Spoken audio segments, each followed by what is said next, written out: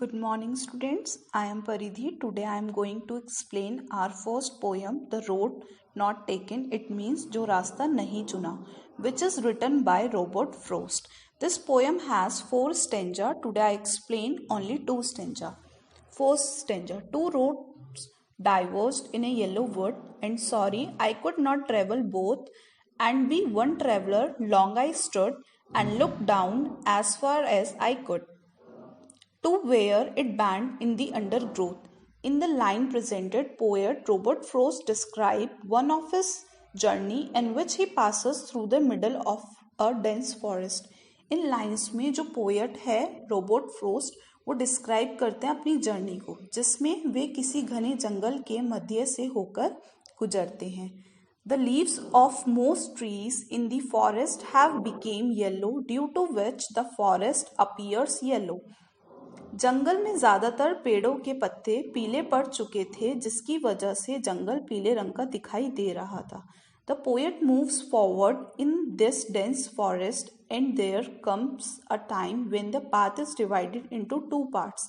अब पोएट इस घने जंगल में आगे बढ़ता चला जाता है और एक टाइम अब ऐसा आता है जब रास्ते 2 भागों में बढ़ जाता है. Both parts appear surrounded by thickly wooded bushes, and it became very difficult for the writer to decide which path he chooses and which not.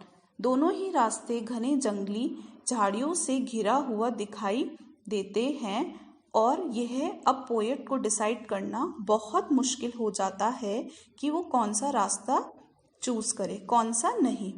Because it could walk only one way. That is why it was a dilemma for the writer, because both ways looked alike to the writer. क्योंकि वह केवल एक ही रास्ते में चल सकते थे. अब पोएट के लिए बहुत मुश्किल समय था. पोएट को दोनों रास्ते एक जैसे लग रहे थे. Next stanza, then took the other just as fair, and having perhaps the better claim, because it was grassy and wanted wear through, as for that the passing there had warned them really about the same. Standing on the double, the poet see both the paths well and decide that he will go the other way. जो poet है वो दोनों रास्ते को अच्छे से देखते हैं और डिसाइड करते हैं कि वह दूसरे रास्ते से जाएंगे.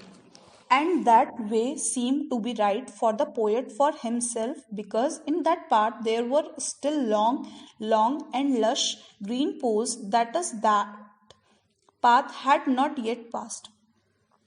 और वह रास्ता पोएट को अपने लिए सही लग रहा था, क्योंकि उस रास्ते में अभी भी लंबी लंबी घासें, हरी भरी घास उगे हुए थे.